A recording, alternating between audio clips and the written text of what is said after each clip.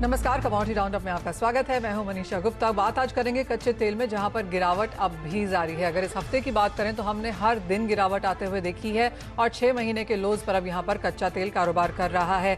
माना यह जा रहा है कि सप्लाईज बढ़ सकती हैं सऊदी अरेबिया से। ईरान की 18 महीने की नेगोशिएशन के बाद अब 3 मुद्दों पर यहां पर यूएस से हामी आनी बाकी है। अगर वो आ जाता है तो ईरान की सप्लाईज भी यहां पर अंतर्राष्ट्रीय बाजारों में आ सकती हैं और ज्यादा सप्लाईज के सेंटिमेंट के चलते हमने यहां पर गिरावट कच्चे तेल में देखी है। लेकिन आपको बता दें, कच्चे तेल में गिरावट जरूर है, लेकिन गैस के भाव यहां पर लगातार तेजी पर कारोबार कर रहे हैं। $9 पर MMBTU के ऊपर अब यहां पर लेवल्स हैं। इन पर तो बात करेंगे ही, साथ ही बात करेंगे यहां पर अनाज की, जहां पर दाम अब बढ़ते हुए नजर आ रहे हैं। सरकार के पास जो बफर स्टॉक है वो कई सालों में सबसे कमजोर है। कैसे देखना चाहिए इन नंबर्स को, बताएंगे आपको। साथ ही बात करेंगे कॉटन की, जहां पर लगातार तेजी बनते हुए नजर आई है। अंतर्राष्ट्रीय बाजारों में 7 हफ्ते के हाईज, तो भारतीय बाजारों में 50,000 के ऊपर यहां पर लेवल्स फिर से बनते हुए दिखे हैं। इन सब पर बात करने के लिए हमारे साथ जुड़े हैं कोटक सिक्योरिटीज के सीनियर VP सुनील काटके, धन.co के जयप्रकाश गुप्ता और former union agriculture secretary Siraj Hussain को भी अपने साथ हम यहां पर जोड़ेंगे। एग्रीकल्चर पर बात करने के लिए इंडियन कॉटन एसोसिएशन के फॉर्मर प्रेसिडेंट राकेश राठी भी होंगे हमारे साथ कॉटन पे अपने व्यूज देने के लिए। शुरुआत सबसे पहले यहां पर कच्चे तेल से करेंगे, क्योंकि यहां पर गिरावट जारी है और अब हम $90 के काफी नीचे कारोबार कर रहे हैं जब यहां पर WTI की बात होती है। कल यहां पर 86 के लेवल्स भी टूटते हुए नजर आए थे। जय, कैसे देखते हैं आप करंट लेवल्स को और क्या करने की राय देंगे यहां से? जी, गुड मॉर्निंग मनीषा। सबसे पहले बहुत बड़ा रिस्पाइट है। जो कंसर्न्स थे इन्फ्लेशन को लेके, ग्लोबल रिसेशन को लेके, हो सकता है उसमें थोड़ा सा एक ईज आउट देखने को मिलेगा क्रूड ऑयल $90 के नीचे आने से। देखिए, जहाँ तक आगे की बात है, बहुत इंपॉर्टेंट होगा यहाँ पे ईरान का न्यूक्लियर डील, क्योंकि आज यूरोजोन जो जिस स्टेट पे है उसके लिए एक डिपेंडेंसी कम हो जाएगा रशिया से, और ईरान भी पूरी तरह प्रिपेयर्ड है यहाँ पे जो स्टोरेज से सप्लाई इंश्योर करने के लिए। तो यूरोजोन या यूरोपियन कंट्रीज ज़रूर चाहेंगे कि ये डील थ्रू हो। अब इसके निटी-ग्रिटीज़ देखना ज़रूरी है, बट ये चीज़ तय है कि अगर यहाँ पे ऑयल सप्लाईज़ आता भी है मार्केट में, तो बहुत ज़्यादा गिरावट मुझे नहीं नज़र आ रहा है। जो अंदेशा चल रहा है कि $70 तक क्रूड आ जाएगा, उसके चांसेस कम नज़र आ रहे हैं। क्योंकि एक अभी भी जो मेजर फैक्टर है वो रशिया है। वो अभी भी यहाँ पे जो जियोपॉलिटिकल स्ट्रेस वाला माहौल है वो पूरी तरह दूर नहीं हुआ है। तो शॉर्ट टर्म के लिए आई थिंक एक रेंज बाउंड रहना चाहिए। $85 WTI की बात करें तो on a base side, higher side में $94-95। अगर रुपी में भी यहाँ पे अच्छा खासा एक अप्रिसिएशन देखने को मिला है because of lower crude oil prices, तो घरेलू मार्केट में एक रेंज बाउंड का ट्रेड मुझे नज़र आ रहा है। आई थिंक 6,700 से 7,400 ये दायरा रहना चाहिए। बायसनेस पॉजिटिव साइड में रहेगा, इसलिए कोई डिप्स पे अच्छी तरह से एक स्टॉप लॉस रख के बाइंग करने में कोई यहाँ पे रिस्क रिवॉर्ड रेशियो मेरे ख्याल से फेवरेबल दिख रहा है।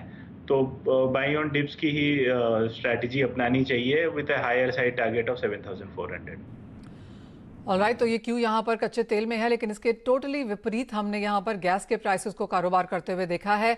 कैसे देखते हैं आप सुनील? जिस तरह का बहुत स्ट्रांग रिबाउंड हमने गैस के प्राइसेस में आता हुआ देखा है। यूरोप गैस प्राइसेस अपने रिकॉर्ड हाइज के आसपास हैं। जर्मनी के पावर प्राइसेस रिकॉर्ड हाइज पर हैं आज छठे दिन भी। तो क्लियरली ये जो गैस और इलेक्ट्रिसिटी और पावर का जो सेक्टर है, यहाँ पर लगातार तेजी।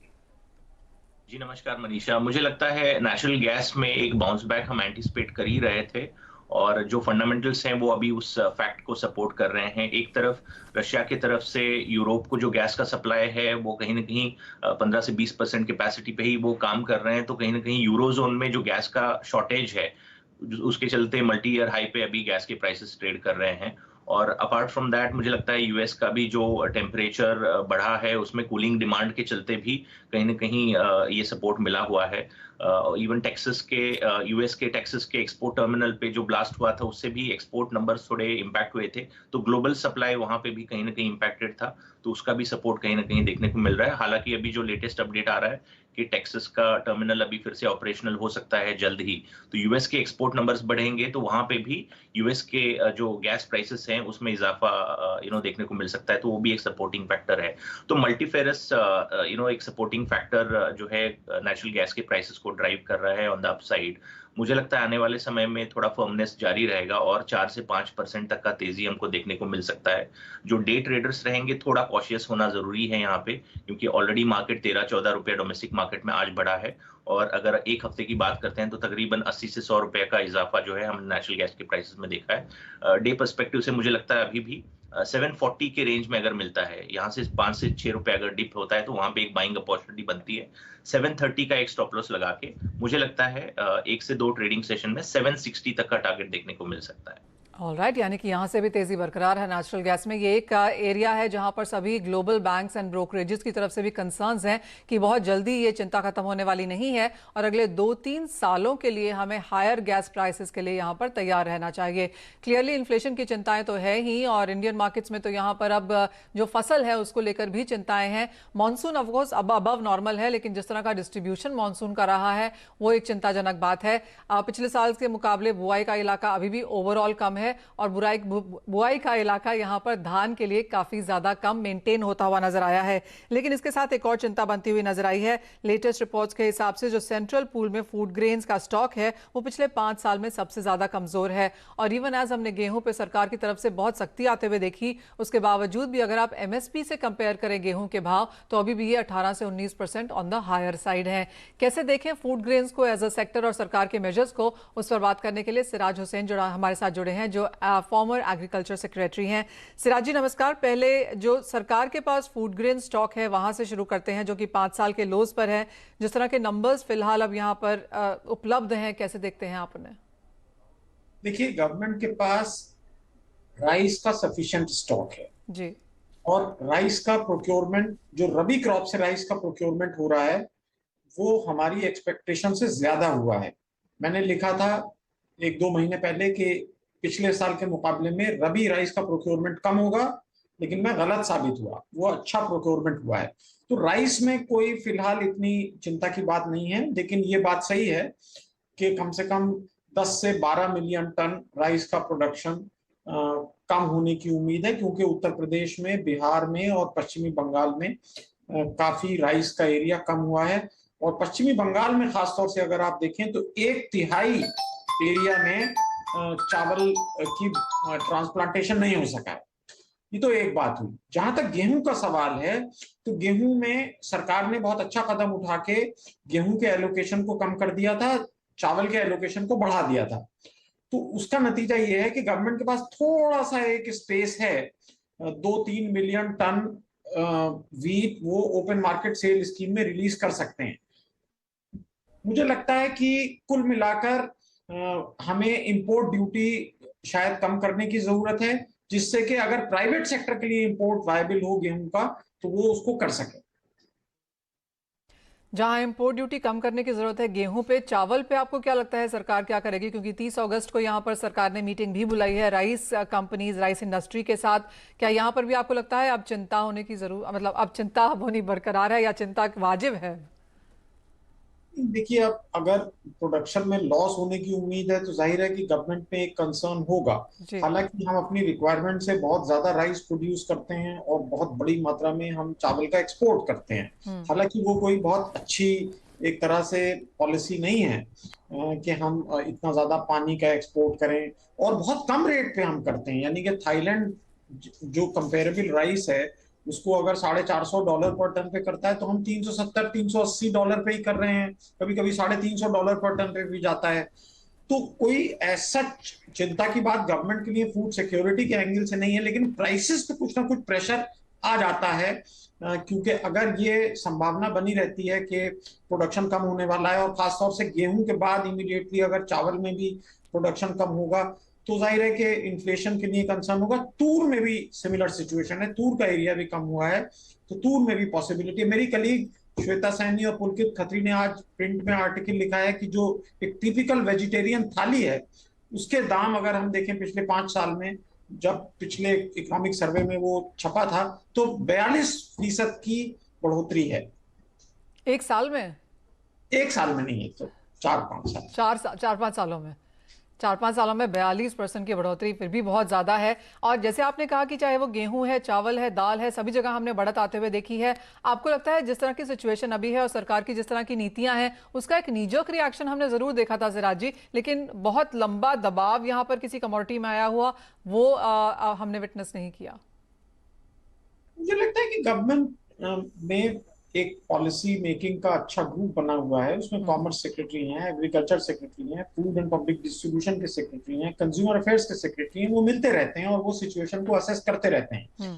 जो गेहूं के केस में हमने देखा था कि पॉलिटिकल लेवल पे ये बार बार स्टेटमेंट आ रहे थे कि हम दुनिया को फीड करेंगे, हम बहुत बड़े एक्सपोर्टर हैं वगैरह वगैरह। तो मुझे ये उम्मीद है कि ऑफिसर्स के लेवल पे ये गलतफहमी नहीं रही होगी। अब वो क्यों नहीं कम्युनिकेट हो पाई हम नहीं कह सकते। उसके बाद भी एक कॉमर्स मिनिस्टर का बयान आया कि लोग ज्यादा चावल उगाएं, वो भी हमारी जो नीतियां अभी तक रही हैं उससे मुताबिकत नहीं रखता है। क्योंकि गवर्नमेंट की पॉलिसी ये रही है, गवर्नमेंट की कोशिश रही है, उसमें गवर्नमेंट कामयाब नहीं हुई है कि नॉर्थ वेस्ट में, खासतौर से पंजाब में, हरियाणा में जो वाटर स्ट्रेस्ड एरियाज हैं वहां पर धान की खेती कम हो। तो मुझे लगता है कि गवर्नमेंट पूरी तरह कंट्रोल में है सिचुएशन के, और सही समय पर हम कुछ ना कुछ चावल के मामले में भी कुछ ना कुछ हम एक्सपोर्ट को लेके किसी किस्म की पॉलिसी हम एक्सपेक्ट कर सकते हैं। कोई मिनिमम एक्सपोर्ट प्राइस वगैरह हम उम्मीद कर सकते हैं। एक फाइनल सवाल सिराज जी, और उसका पार्ट ए और बी है, और दोनों चीजें जो बाजार काफी कीनली वॉच कर रहा है। एक तो ये कि जो फ्री फूड ग्रेन स्कीम है जो कि सितंबर में खत्म हो जाती है, आपको लगता है वो खत्म हो जाएगी या वो एक्सटेंड होगी? एक वो, और दूसरा जो लेटेस्ट हमने यहाँ पर प्रधानमंत्री से सुना 15 अगस्त को, ऑर्गेनिक फार्मिंग को लेकर उन्होंने काफी यहाँ पर तवज्जो दी, जोर दिया। दोनों ही चीजों को आप कैसे देखते हैं? देखिए, जो प्रधानमंत्री गरीब अन्न कल्याण योजना है, मेरा है कि वो कंटिन्यू नहीं करेगी, और गवर्नमेंट ये वॉच करेगी कि वीट का प्रोडक्शन किधर की तरफ जाएगा। जो अभी रबी की सोइंग होगी उसको वॉच करेगी। लेकिन हम अक्सर गलत साबित हो जाते हैं मनीषा, जैसा कि मैंने शुरू में भी कहा। तो ये जरूरी नहीं है कि हमारी बात सही साबित हो। बहरहाल मुझे उम्मीद नहीं है कि प्रधानमंत्री गरीब कल्याण योजना कंटिन्यू करेगी। अगर जो अगले साल वीट का प्रोडक्शन ठीक रहा तो 2024 के इलेक्शन की तैयारी में हो सकता है कि फिर से ये स्कीम लाई जाए, क्योंकि ऐसा कहा जाता है, हमने भी इसके बारे में लिखा है कि उत्तर प्रदेश में इलेक्शन जिताने में इस स्कीम ने एक अच्छा रोल प्ले किया। जहां तक दूसरी बात है, आपने पूछा सवाल, तो इसमें मैं ये कहूंगा कि गवर्नमेंट को कम से कम राइस के केस में इथेनॉल का प्रोडक्शन, उसके लिए राइस का एलोकेशन नहीं होना चाहिए। हम इसके बारे में लिखते रहे हैं। और ऑर्गेनिक फार्मिंग, आपको लगता है जिस तरह का प्रधानमंत्री ने कॉल दिया है, क्या हम वो शिफ्ट एक्चुअली आता हुआ देखते हैं कि आपको लगता है कि बहुत अर्ली स्टेजेस पे है ओवरऑल बिगर स्केल पे ऑर्गेनिक फार्मिंग? देखिए, ऑर्गेनिक फार्मिंग एक बहुत अच्छा एफर्ट है। आंध्र प्रदेश में काफी बड़े एरिया में इसकी कोशिशें हो रही हैं, और सिक्किम में प्रधानमंत्री जी ने कई साल पहले सिक्किम को ऑर्गेनिक स्टेट डिक्लेयर किया था 2016 की जनवरी में, जब मैं कृषि सचिव था। तो ये कोशिशें अच्छी हैं, लेकिन होता क्या है कि ऑर्गेनिकली प्रोड्यूस जो एग्रीकल्चरल प्रोडक्ट हैं उसकी मार्केटिंग की प्रॉब्लम है। उसका कोई बेहतर रेट किसानों को नहीं मिलता है। तो उसका बेहतर रेट ना मिलने की वजह से किसानों को खास इंसेंटिव नहीं नजर आता। तो अभी बहुत अर्ली स्टेज में है, लेकिन एक अच्छी कोशिश है, और खासतौर से हिली एरियाज में हमें इसको कोशिश करना चाहिए। लेकिन हमारे फूड सिक्योरिटी के भी कंसर्न्स हैं, और मुझे पूरी उम्मीद है कि गवर्नमेंट उनको भी ध्यान में रखेगी। अभी ICAR ने इसके बारे में कोई बहुत क्लियर फेवरेबल स्टैंड नहीं लिया है कि हम बहुत बड़े लेवल पे ऑर्गेनिक फार्मिंग में जा सकते हैं या नहीं। लेकिन अगर इसकी मार्केटिंग की ठीक व्यवस्था हो जाए, मिसाल के तौर पे अगर हिली एरिया से अच्छे प्राइसेस मिलने लगे तो किसान इसकी तरफ जरूर मायल होंगे। Fair point. ऑलराइट, तो वो एग्रीकल्चर से सारी जुड़ी चीज़ें, मेन हेडलाइंस और उनके ऊपर ऑफ कोर्स एक एनालिसिस भी। बहुत शुक्रिया सिराज जी साथ जोड़ने के लिए और उन तमाम चीज़ों पर बात भी करने के लिए। आपको बता दें कि मनी कंट्रोल प्रो के बाद बेहद ही आकर्षक ऑफर्स हैं। मनी कंट्रोल अगस्त में फाइनेंशियल आज़ादी का उत्सव मना रहा है, और इस खास मौके पर लेकर आए हैं फाइनेंशियल फ्रीडम ऑफर, जिसके तहत मनी कंट्रोल प्रो का सब्सक्रिप्शन आप नेट जीरो कॉस्ट या यूँ कहें कि मुफ्त में पा सकते हैं। अब इसके लिए आपको रोजाना ₹1 की दर से मनी कंट्रोल प्रो का सब्सक्रिप्शन लेना है। इस सब्सक्रिप्शन के साथ आपको हमारे ब्रांड पार्टनर की ओर से मिलेंगे ₹1500 के आकर्षक वाउचर। इसलिए देर ना करें, मनी कंट्रोल ऐप या वेबसाइट पर जाएं और इस धमाकेदार ऑफर का फायदा उठाएं।